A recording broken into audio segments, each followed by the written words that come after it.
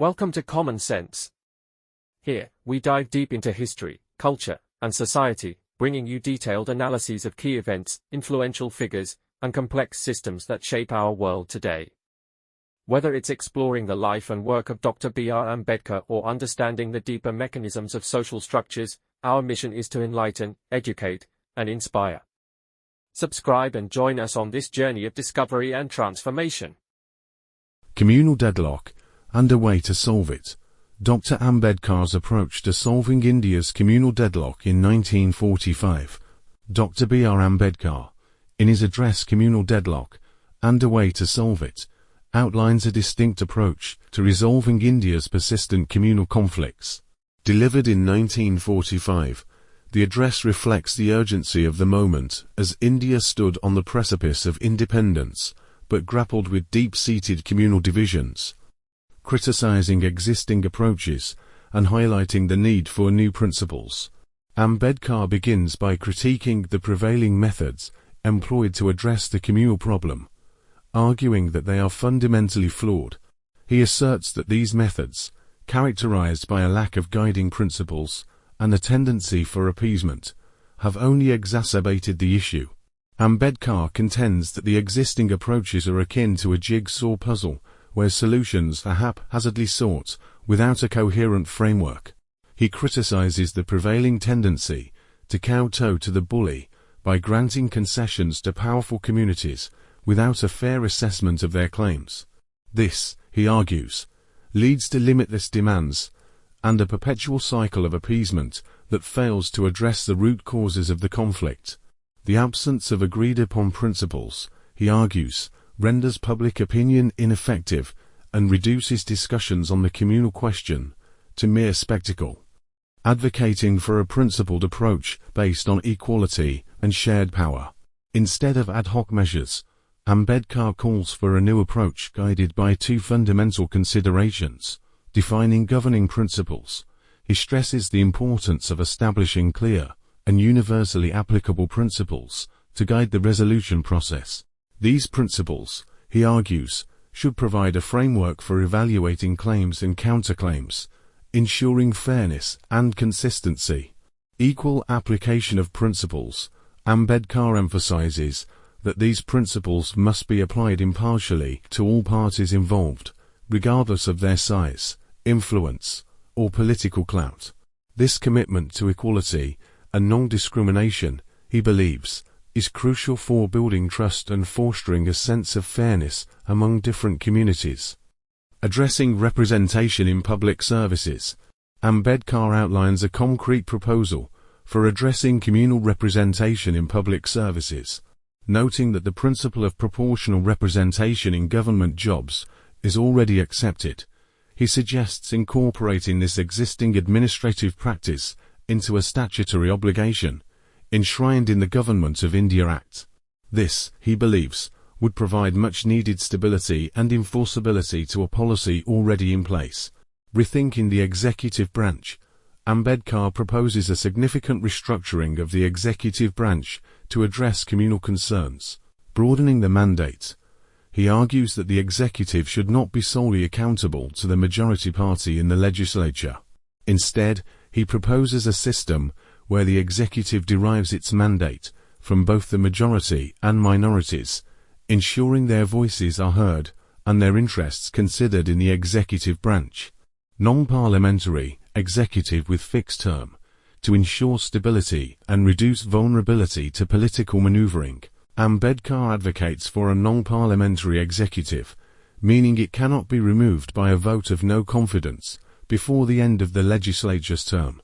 This, he believes, would insulate the executive from excessive partisan pressures and provide a degree of continuity in governance. Executive chosen from legislature.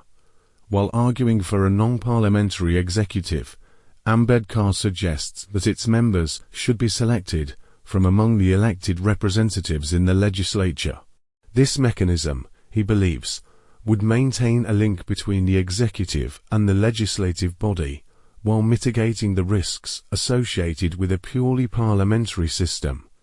Proportional representation in legislature and its impact on different communities. Ambedkar puts forth a detailed scheme for representation in the legislature, emphasizing the principle of proportionality based on population figures. He provides specific examples of how this principle would be implemented in various provinces, illustrating its impact on the representation of different communities, including Hindus, scheduled castes, Muslims, Indian Christians, and Anglo-Indians. Notably, he calculates and highlights the increased representation this scheme would afford to both scheduled castes and Muslims, arguing that it would strengthen their position in the legislature and ensure their voices are heard. Addressing special safeguards and concerns of Aboriginal tribes. While focusing on the broader framework, Ambedkar acknowledges the need for additional safeguards for specific minority groups. He mentions demands for mechanisms like a statutory officer to monitor minority rights, state-funded education, and land settlement provisions. However, he categorizes these demands as non-communal in nature and refrains from delving into specifics. Ambedkar also addresses the unique situation of Aboriginal tribes, recognizing their significant numbers, but noting their limited political awareness. He suggests establishing a statutory commission to oversee excluded areas, similar to the South African model, to safeguard their interests and promote their development. He proposes mandatory annual contributions from relevant provinces to fund the administration of these areas, ensuring their needs are met. Rejecting Pakistan and appealing for a Hindu acceptance of power sharing. Ambedkar explicitly rejects the demand for Pakistan, advocating instead for a united India, where power is shared among its diverse communities. He argues that his proposal provides a more equitable and stable solution than the creation of separate states based on religion. Ambedkar appeals directly to Hindus, urging them to reconsider their insistence on majority rule as the sole basis for governance. He reminds them of the importance of consensus building and highlights alternative models, like the jury system and the League of Nations, where unanimity plays a crucial role in decision-making. Drawing parallels with other democratic systems. To further his point, Ambedkar draws parallels with established democratic systems like the United States. He highlights the concept of fundamental rights, arguing that these rights are considered so crucial that they cannot be overridden by a simple majority vote.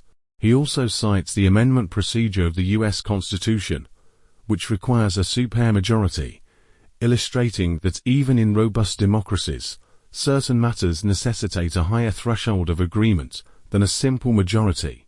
Ambedkar's concluding thoughts, a call for a new approach and hope for the future. Ambedkar concludes by emphasizing that his proposals are not meant to be definitive solutions, but rather starting points for a new approach to resolving India's communal challenges. He urges his fellow countrymen to approach his ideas with an open mind, emphasizing the need for a shift in perspective to break free from the cycle of failed attempts. While acknowledging the difficulty of the task, Ambedkar expresses a glimmer of optimism. He believes that past failures stemmed not from inherent flaws in the Indian people, but from a flawed approach. By adopting a principled approach based on equality, shared power, and a genuine commitment to dialogue, he believes that India can overcome its communal deadlock and build a more just and harmonious future. Thanks for watching. If you found this content insightful, don't forget to give us a thumbs up, share your thoughts in the comments, and hit that subscribe button for more in-depth explorations into history, society, and culture. Stay tuned for our next episode, and until then, keep questioning, keep learning, and keep pushing for a better tomorrow. See you next time.